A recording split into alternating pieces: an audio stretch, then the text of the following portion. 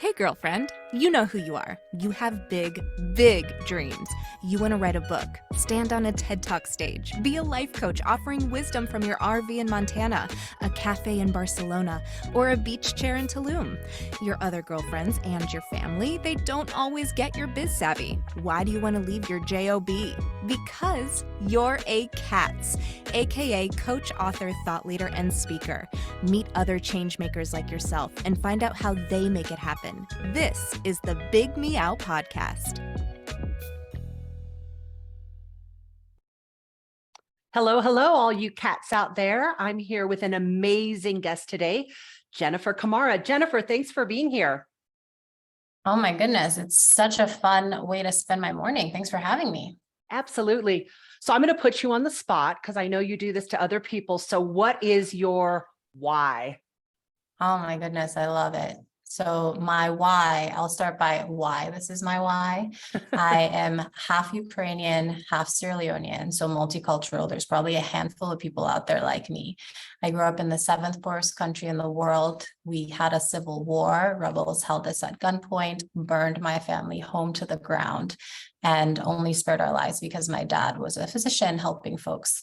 And so I say all of that to mention that I grew up with a strong understanding of kind of what it takes to be of a different culture and just getting to understand different people and their points of view and perceptions now have made the US my home. And Sierra Leone went through a war, Ukraine went through a war, and I feel like we can get so polarized that I care a ton about how do we come together. I've found that through my life experiences, all of us humans at the end of the day are so similar. We all want to be loved. We all want to have a sense of community. We all want safety and shelter. And so my why, finally, is to inspire more love, more tenderness, more human connection in the world with coaching and with my podcast. Jennifer, what a powerful message for today and so timely, right? I mean, we have so much conflict and chaos going on. I know that you also work with women. And multicultural women, but women as well. What is some insights that you have about what's really going on for women, not just here in the United States, but across the globe right now?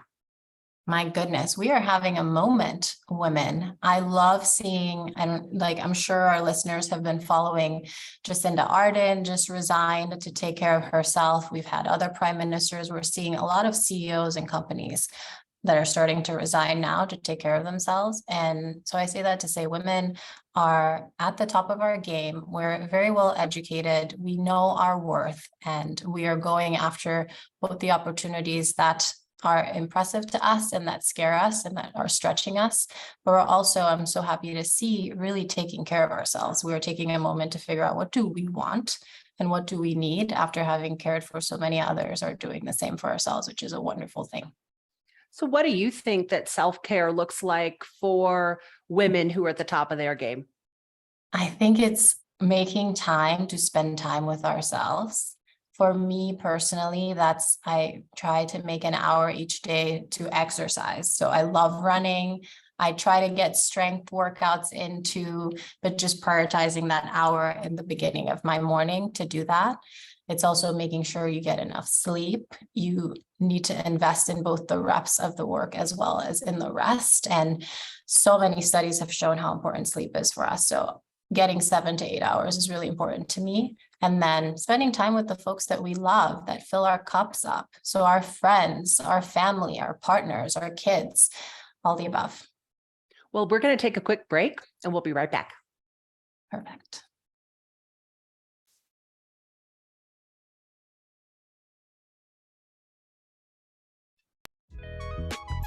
You are listening to the Big Meow podcast, sponsored by C.A.T.S Network. All right, and we're back. So tell me a little bit about your business. What's the name of it and why did you start it? Thanks so much. So my business is called Jennifer Kamara Coaching.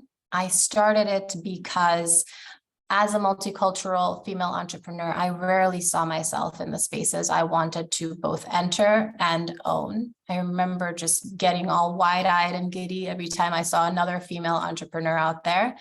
And I'd love to help change that for the folks coming behind us, for the folks with us. And so my business is coaching, executive coaching. So supporting women as well as men who are multicultural and women of all races, et cetera, to just live their most powerful lives.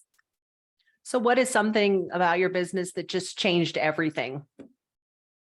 Honestly, it was me believing in myself and going after to pursue my dreams. So I had a very stable career, making a very stable salary, and I went to great schools, and the logical step for me was just stay in the career race / ladder, work your way up the ladder. But the problem with that for me was I was working to build other folks' dreams. And I really wanted to, like I mentioned, empower folks who look like me to go be their most powerful selves. And these are folks who haven't traditionally had the tools or the permission to go after their dreams.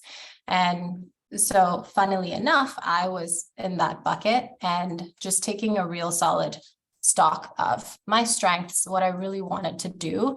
And it was very scary, right? It's a metaphorical cliff that you jump off to leave your stable job to build your business.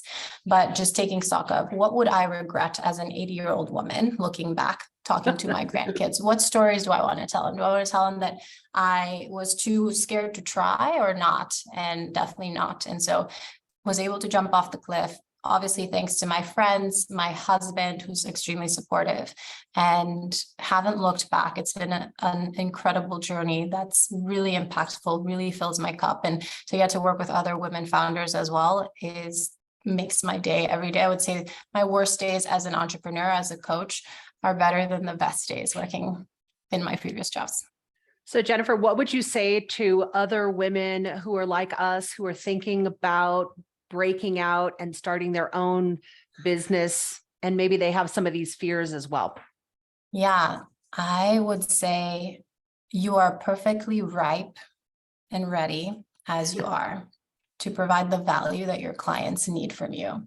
So a lot of us may have thoughts around, oh, but in 2 years, in 5 years, whatever time frame, I will be more ready, I'll be more prepared, I'll have more experience. And yes, that's true. But you're also perfectly ready today, and you have what you need today for the clients that will need your support today. So if you have the support to do that, I'm not saying leave your job with absolutely no savings or support system, but if you're able to build up those savings and have a support system, go do it. Go live your powerful self. So what do you think about, is there a challenge that you had recently inside your business? And then did you have to come up with a unique solution to figure it out? Because I mean, being an entrepreneur, right, just has so many unforeseen pivots, obstacles, disappointments, challenges. I mean, it just kind of goes on and on.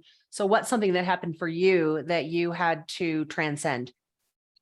My goodness, when you want the challenge from 5 minutes ago, you want the challenge Exactly from right. yesterday. There's challenges every day. And honestly, I think perspective about how do we look at challenges as an opportunity for growth, as an adventure, as opposed to something that is really, really scary for us, and just building those pathways in our brain to rewire how we look at them, first of all. But the challenge that I'll tell you about is I started off my business, honestly, in coaching, wanting to help everyone, and have narrowed down. And I would say we often want to do everything. And someone like me who's very ambitious, the thought of narrowing down felt very limiting to me. But it's been really wonderful to be able to hone in on the clients I can support the most. And it's advice I will give is, where can you deliver really unique value that no one else can? And in my case, I truly understand the experience of being a woman, of being someone that's multicultural, of being someone that's an immigrant, and just my life experiences of having run companies, led teams, et cetera, are super invaluable for the folks that I coach. So figure out what your unique value add is and start there, lean into your strengths. I love that answer. So Jennifer, what's next? What's next? Love it. My goal is to be the coach for minority founders in Silicon Valley, meaning all women and folks who are multicultural and immigrant. So come find me. And then my goal with my podcast is to be the space that folks go to feel inspired about the beauty of humanity. So find us as well. So where can we listen to your podcast and find you and your business? Check out jenniferkamara.com. That's JENNIFERKAMARA.com. Like karma. Both are there. Yes, both. And the podcast is available on all platforms where you listen. So Spotify, Apple, etc. It's called the Jennifer Kamara Podcast. This was such a treat to be on. Lovely to Awesome. meet you. Loved having you on today. Good luck with everything, Jennifer.